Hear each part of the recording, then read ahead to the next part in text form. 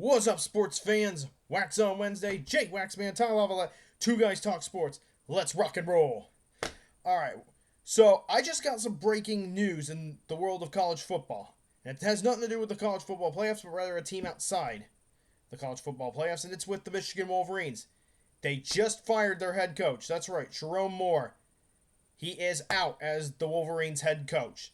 And from what I have been told, the reason being is that he had an inappropriate relationship with a staff member or a member of his coaching staff. First of all, I'm just gonna say this. I don't know. I don't know all the details. I don't know who or what this relationship was all about. All I know is it was inappropriate. All right. You gotta be careful. Hey, we gotta be careful with, how we build relationship with, or more importantly, keep things professional. All right. Keep things professional in a professional environment. And of course, if the reason truthfully was due to an inappropriate relationship with a staff member, then you know what? The University of Michigan made the right decision to let him go, because you just can't have that stuff.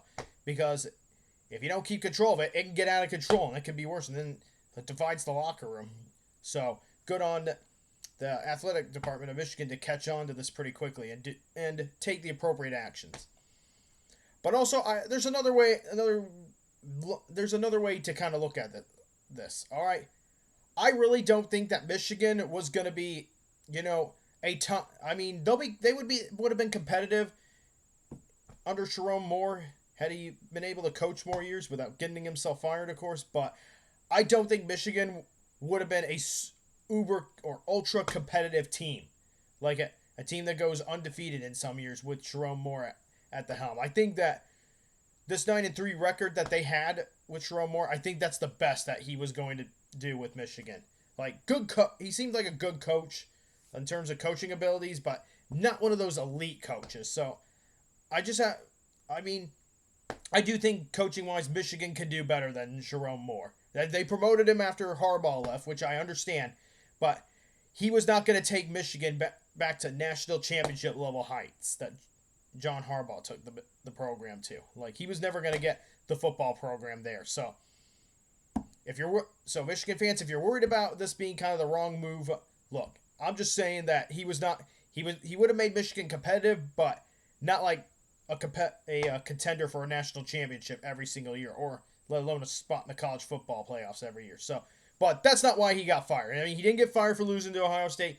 It was just that he did not take whatever relationship he had with the staff member in question, he just did not take it as seriously as he should have, or the matter as seriously as he should have. So, right move for Michigan, and it'll be interesting to see who Michigan goes out and gets using all that money that they're going to have. They should be able to get a great coaching candidate. The program's in good shape, and hey, the brand sells itself. So Michigan will be fine. All right, and if anything, now they got a chance to get a coach that will help them be much, much more competitive than 9-3 and making it to Citrus Bowl. All right, but I have no doubt that Sherrone Moore, he'll get a coaching job somewhere else. Now, where it'll be, that remains to be seen. But based on what I'm hearing, it looks like Michigan made the right move to let him go, because I have a feeling whatever this relationship was all about between him and the staff member, it may have gotten a little too out of hand. Don't know all the details, but can't let these things get out of hand if you're an elite football program like like Michigan. Simple as that. All right, and now we'll shift to the college football playoffs, and here's my thoughts on the college football playoffs.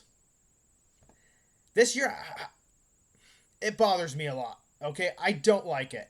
Okay, maybe I'm not an all football knower. Okay, college football this year, I don't know. Aside from a few exciting games, college football wasn't really all that entertaining this year, but now we got some drama, and at least we got something to talk about. And I'm going to start by saying this. Notre Dame should have been in. Alabama should have been out. And really? We put both JMU and Tulsa into the college football playoffs? Really? Both of them?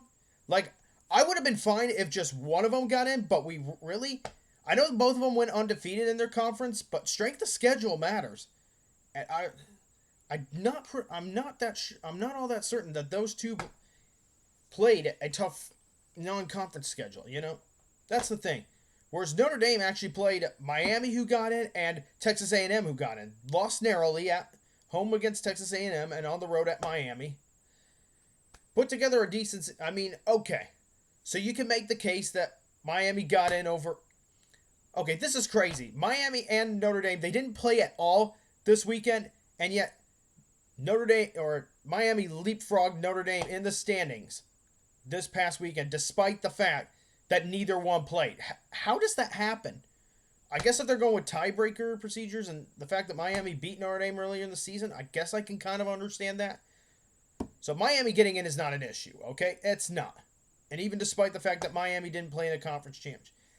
And you know what? Say what you want about Alabama. Some people will say we shouldn't punish teams for losing a conference championship. But here's the thing. That was Alabama's third loss of the season. And I'm pretty sure we're trying to keep 3 lost teams out of the playoffs. And on top of that, Alabama lost to a Florida State team that was under 500. They went 5-7 on the season. That's a bad loss, no matter how you put it. That should have... And then they lost a game to a good Oklahoma team, but having a loss to a bad Florida State team, I'm sorry, that's a resume killer. Alabama should not have been in. You know what? The only way that they could have gotten in was if they had beaten Georgia, in my book. After they lost to Georgia, I said, you know what? Alabama needs to be out of the playoffs. I don't care what it is. I don't care that they have 3 losses. They lost to a 5-7 Florida State team. And yet the committee put them in. Money talks. So I don't think Alabama should have been in, but that's just me. All right? I'm sure a lot of others would share that sentiment. And teams like Vanderbilt deserved more of a look. Okay, so maybe they had an easier schedule compared to other teams, but Vanderbilt deserved a lot more consideration than they got. And I mentioned JMU and Tulsa. I'm fine with one of them getting in, but really we had to put both of them in. I guess due to the chaos, and I guess we can thank the ACC or we can thank Duke for winning the ACC championship. That just really lit things on fire, if you want to say that. And then lastly, I will say this. Okay, so Notre Dame. A lot of people. There's been a divide between some people. So Notre Dame, after not getting into the college football playoffs, they announced they will not play in a bowl game this season. They decided they are withdrawing from bowl season. Not going to play. They were invited to play against BYU in a pretty good bowl game, but turned that down and decided they're not playing a bowl game. And there are people that are saying they quit. Just quit when quit when I don't get things my way. Others are defending Notre Dame's decision, saying that, you know what, the college football playoff committee was wrong. So I understand both sides of the story. Honestly, I don't blame Notre Dame for withdrawing from bowl season. You know what? Bowl season at this point is meaningless. Bowl games, really, or at least bowl games that are not a part of the college football playoffs, are really just over-glorified exhibitions. Simple as that. And plus, another thing you have to, for those of you who say Notre Dame should have played a bowl game, something else you got to consider too is injuries. And players who decide to skip out on the bowl game or decide to not play and go to the NFL draft and that stuff. Who decide to just not necessarily boycott the bowl game, but just not play. It's going to happen. There are going to be players on each and every team who will not play in the bowl game. Simple as that. And injuries are another reason. So for all these reasons considered, and combined with that, honestly, the fiasco, the terrible job that the committee did selecting the playoffs, or the rest of the teams for the playoffs, I don't blame Notre Dame at all for withdrawing from bowl season for these reasons. Simple as that. The committee, they left too much to be desired for this playoff. And now there's going to be an argument for expanding the playoffs further, which I like the 12-man playoffs, but we got to do a better job figuring out, balancing out between strength of schedule, wins versus losses, the quality opponents you beat, and or when you played. All that stuff. We got to take these better into consideration. All right? Simple as that. And honestly, seeds 1 through 4, the committee did a great job. Indiana deserved the number 1 seed, and Ohio State number 2. I can get behind that. And then you got Texas A&M being a high seed as well as the SEC champion Georgia getting a high seed. I agree with all that. It's just Notre Dame should have been in my opinion. And once again, I don't blame them for withdrawing from bowl season for a number of reasons that I stated. Alabama should have been out. They lost to 5-7 Florida State very early in the season. I'm sorry, but that's a resume killer. And the playoffs did not need both JMU and Tulsa. You pick one or the other. Simple as that. Because sadly, both of those two are probably going to lose in the first round. That's just... Look, if you want a good product in the college football playoffs, you can't put in 2 non-Power 4 schools at the same time. You can put in 1, sure, but 2 is a few too far because none of them are going to... I mean, they might put up a competitive game, but no chance they're going to win. All right? I'm sorry. I hope JMU and Tulsa prove me wrong, though. All right? I really hope they do. I want to see them be competitive. I just don't know. I just don't see them having a chance to win in the playoffs, even the first round. Okay? Simple as that. So, with all that, it is what it is, and this is the playoffs we got. I mean, I'll still watch. Doesn't mean I'm going to get all too excited about it, all right? And say what you want about what I just said, but that's just how I feel about the playoffs this year. It is what it is.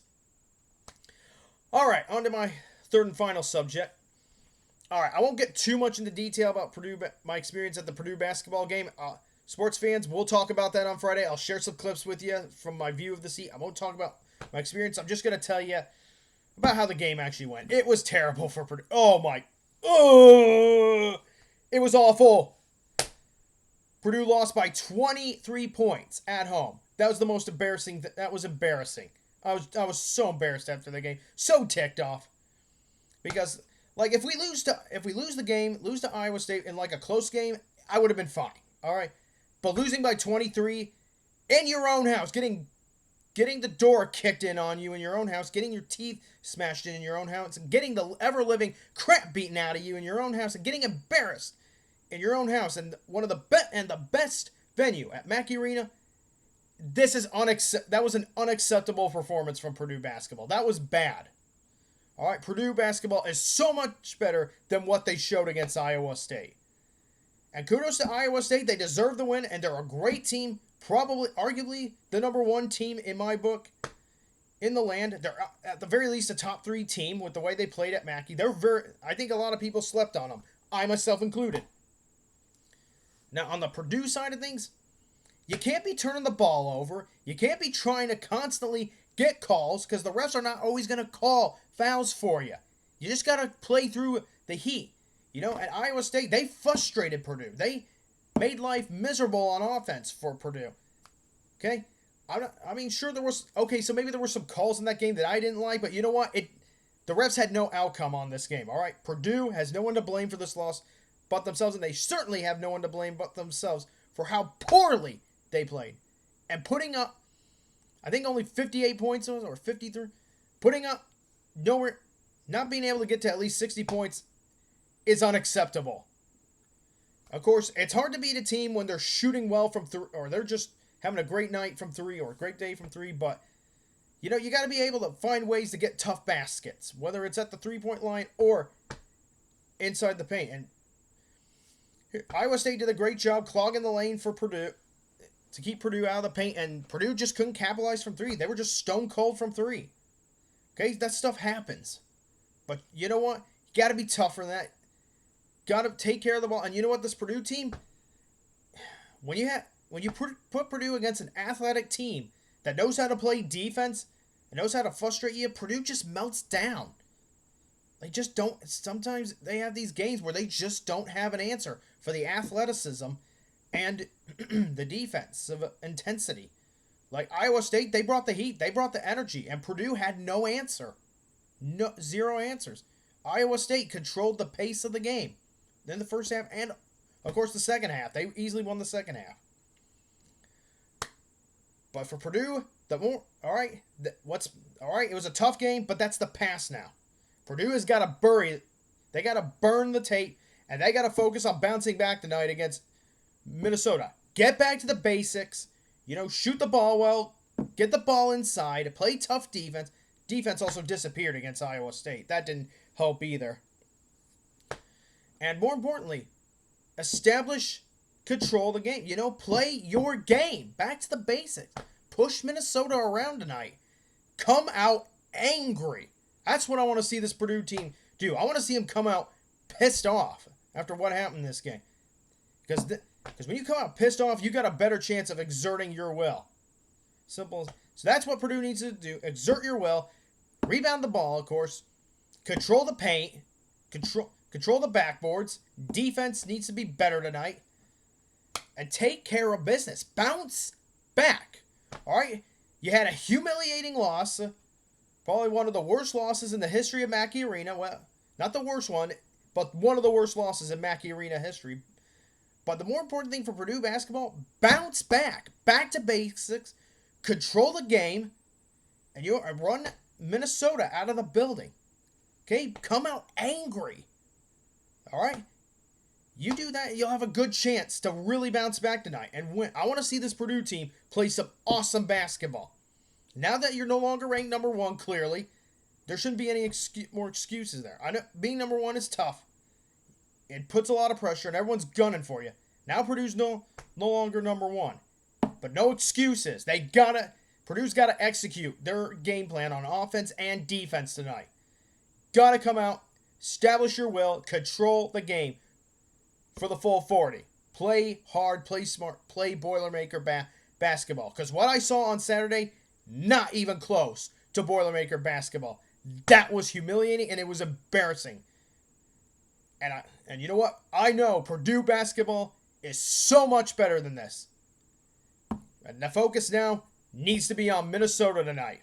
Simple as that. If Purdue wants to contend for a championship, or at the very least get to a Final Four this year, you got to play better basketball following losses like this. And take the lessons that you learn from defeats like that and grow up from them. Simple as that. Be tough. Purdue, come on, Purdue basketball. Be tougher. Let's play better basketball tonight. Let's bounce back. Exert the Boilermaker way for the full 40s. Whew. Getting out of hand. All right, on to this day in sports history. And on this day, the 10th of December in the year 2025.